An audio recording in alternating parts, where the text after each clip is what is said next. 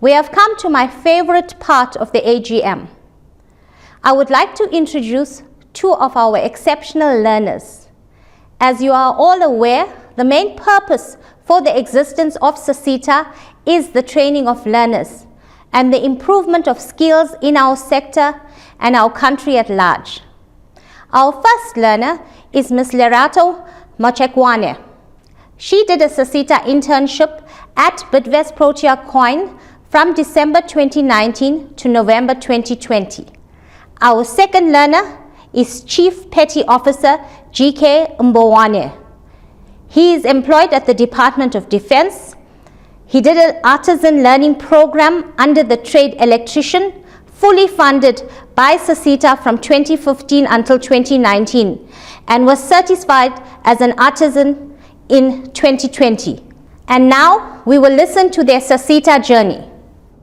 Work-integrated learning is important to students because it gives them an opportunity to experience being in a working environment. As a finance graduate, this was a perfect opportunity for me to apply the theoretical knowledge that I've learned in class into my chosen field of profession, which is finance. It also allows individuals to work with different people. Working at Bidvest Protea Coin has given me an opportunity to work with people in different positions. This opportunity meant a lot to me because I had an opportunity to gain confidence, work experience, and meet new people in different positions. Knowing that it is very difficult in South Africa to find employment, work-integrated learning had given me an opportunity to become permanently employed at Bidvest Protea Coin. It has also assisted me and my family financially because we were depending only on my father's salary as he was the only one working. I would like to thank SASITA for the opportunity given to me to gain working experience. It is very difficult in a professional world, especially if you don't have any working experience. Thank you very much, SASITA, for the opportunity. May you kindly please continue providing these opportunities to other students so that we can fight the youth unemployment. Okay, what motivated me is a passion for electrical work that I'm currently doing. I started at the high school to do electrical, and then that drives me throughout to this day so that I can pursue the career. I believe artisans are in demand in South Africa because South Africa is expanding. We are building new infrastructures, and then we have to maintain those infrastructures. I'll go refer to the DOD because in the DOD again, we have old infrastructures and facilities that we actually maintain. So the artisan, and they will be in demand because the regeneration. Some people, they get old, and then the skills, we need to retain the skills. But the artisan will be in demand, and they are in demand. I would like to thank SASITA for the opportunity, and I would like to say to them, don't stop with my group. Assist even the young ones that are still pursuing their career in whatever different field they like to be. And I'm grateful for the opportunity, and thanks once again. Imagine that. Lerato got a job as a creditors administrator as a result of the SASITA internship program. All I can say to Petty Officer Mbowane, well done. Your perseverance has paid off. Now we get to the final part of the AGM, which is the question and answers. We have noted your questions as they have been posted, and thank you for them. To make it a bit more targeted, we have grouped similar questions so that we can offer one answer per group. Ladies and gentlemen, you've had us running around like headless chickens to address your questions. We've received numerous amounts of questions. However, we've grouped them and we will answer the questions in group categories.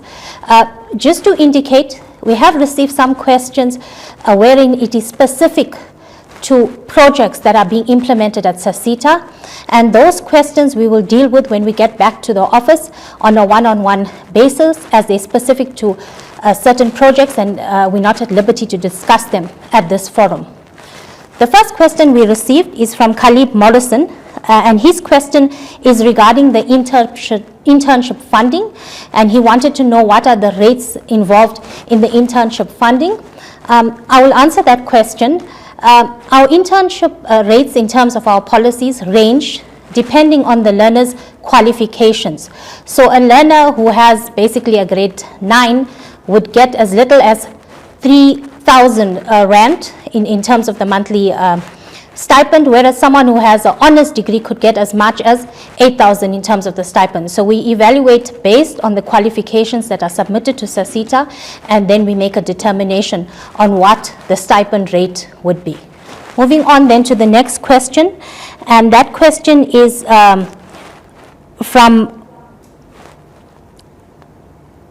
Moketsi Moleke, and that question is dealing with the funding that we had disbursed to the WITS University, and the question is why is WITS getting a lion's share of the discretionary grant funding? That question would be answered by the CFO. Let me hand over to the CFO. Thank you, Program Director. Mr. Maleke, the 3 million rands awarded to WITS was money awarded to students with historical debts so that they can settle their outstanding fees and be able to progress with their studies. We have the similar initiative also with University South Africa, where we are funding 8 other universities to fund learners in the similar position. This is part of the institution's initiatives to try and address the injustices of the past in this area. Thank you. There's another question that I would like to direct to the CFO, and that question is from Morosi. The question is, why is the private security industry being excluded from learnerships, yet they are the biggest contributor and employer? Is this fair? CFO, if you can please answer that question. No, thank you. Morosi, I can confirm that 80% of our learnerships are awarded to private security companies. Therefore, we are comfortable that we are doing enough in this area to assist private securities as well. Thank you. Okay, our next question is from Cabo, and Cabo wanted to know whether we only give funding to universities, whether we do not consider TVET colleges for funding. Well, Cabo, we have some good news. We do consider TVET colleges for funding.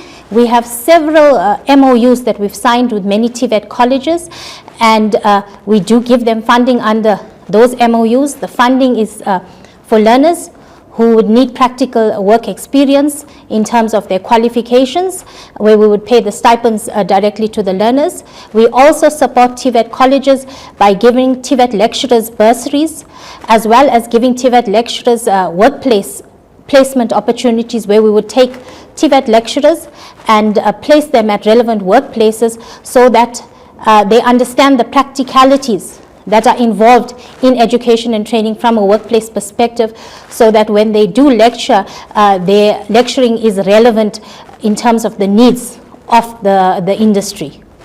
Moving on then to the next question.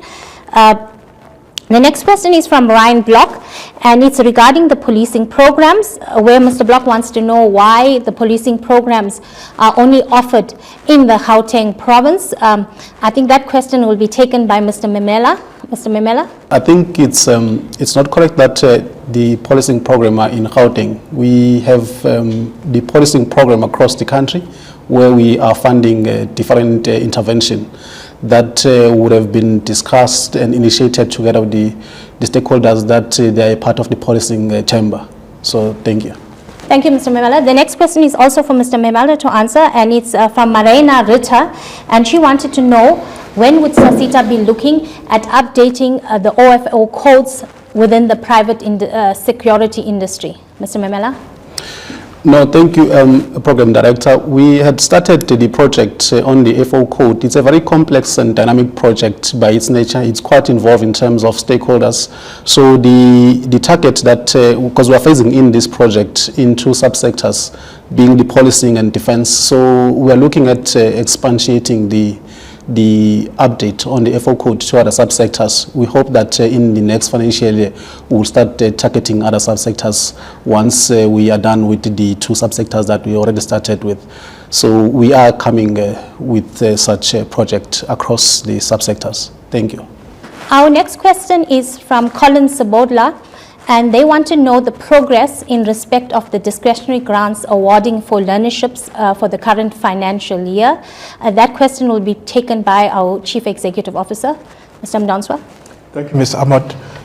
We published an advert calling upon the private sector to apply. The closing date was the 24th of May. Because of the funding model of the SETAs, we receive our funding on a monthly basis, and we can only commit funds according to the revenue that we have received.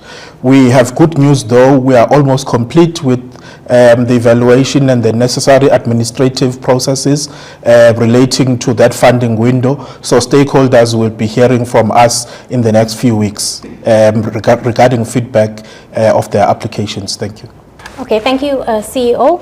The next question is from Manette, and she wants to know whether we would be accepting digital POEs once we do verification of learner results. I will answer that question. We are moving towards digital verification. During the heart of COVID-19, we did do some verifications which was digital, and we allowed training providers to send us their learner systems online, and we were able to verify the POEs that way. So it's not something that is compulsory. It is something that we are moving towards, and we would be having a separate stakeholder capacity building workshops with the skills development providers to take this matter of the POEs forward. The next question, colleagues, is from Joy Davids, and Joy Davids wanted to know how private providers can access discretionary grant funding. I think that question will also be answered by myself as it's relevant to the program for which I'm responsible. To answer your question, Joy, our funding is available primarily to the employers who are levy payers or are exempt from paying levy in the sector. As at such, when they apply for funding, they are allowed to partner with any private skills development provider of their choice who is duly accredited to offer that kind of training. So the long and short of it is that should you wish to train, whatever the cost may be, you would need to find an employer with whom you will partner with, because the employer only is entitled to discretionary grants. Then when it comes to the government departments send us their training needs list, and based on what we have in their training needs list, as well as the SASITA sector skills plan and strategic plan, then we would put out a funding window, which in the current year was the second funding window, where we would call for accredited skills development providers who qualify to offer those learning programs to come on board and apply to offer the training to the government departments. So it is in that instance that private providers can apply, but they would be applying to train learners who are selected by the government departments in the case in question. Okay, the next question is from Vua, and I think this would be our last question in terms of the question and answer session, colleagues. The question is regarding learners who may drop out of learning programs or who may attend and may fail or may not want to submit their assessments. And the question is specific to how is funding dealt with for learners who give training providers such problems. I would also take that question. To answer the question, in respect of the way funding works with the discretionary grant, we sign discretionary grant contracts or MOUs with all recipients of discretionary grants, and the conditions which are stipulated in the contract would apply insofar as how the amount that is due to the skills development provider is calculated. So in instances where the skills development provider cannot provide evidence that they have trained learners and learners have been found not competent, then obviously the SETA would not be in a position to pay for such learners who are found not yet competent. However, should the skills development provider then provide us with the necessary evidence to show that they've done their part and learners were still found not competent or learners still didn't submit their work, then those will be dealt with based on the evidence that is provided during the payment phase of the project. Ladies and gentlemen, that brings us to the end of the questions and answers session for the annual general meeting. We've come to the point now where we would need our annual report to be adopted by the stakeholder constituency. The annual report was tabled in Parliament and was approved in Parliament during the course of September this year. So if I can please request that attendees indicate their support for adoption of the annual report by indicating so in the chat box that has been provided. Please state your name and your surname and your organization when you're indicating support for the adoption of the annual report of SASITA, colleagues. Okay, my phone has beeped. We have Wendy, who supported the adoption of the annual report, and that was seconded by Marion. Thank you, Wendy and Marion, for the proposal and the support of the annual report of SASITA. Thank you all for your questions. We hope we have answered them to your satisfaction. For the closing remarks and vote of thanks, I welcome Ms. Sibongile Ngwenya, SASITA's Executive Manager, Corporate Services. Thank you, Program Director. Good afternoon to our Accounting Authority, honored guests, each and every delegate, SASITA executives and employees. The global COVID-19 pandemic caught many of us on the back foot. But after journeying for 2 years on the road less traveled, we can confidently say that SASITA is now on a very familiar and scenic road to continued success. The pandemic gave us the gift of prototyping our new adapted ways of working in a safe space. And your acceptance of our new systems encouraged us to continue our innovation and enabled us to achieve our positive results presented to you today. The resilience of the SASITA management team and staff and the support of you, our clients, helped us to reach a clean audit outcome. Thank you also to our valued board. Your leadership and work ethic are models to emulate. I also want to thank the Department of Higher Education and Training for their continued support. Ladies and gentlemen, honored guests, I think that today we have demonstrated that SASITA is outcome-driven and resilient. Thank you all for your interest, questions, and participation during this event. Your presence today has made this AGM possible. This brings us to the end of the 2020-21 Annual General Meeting, which has profiled our achievements of the past and set out the challenges that we will tackle in the future. I would like to take this opportunity to wish you all a restful, peaceful, and safe holiday season. Go well, be safe. God bless you all.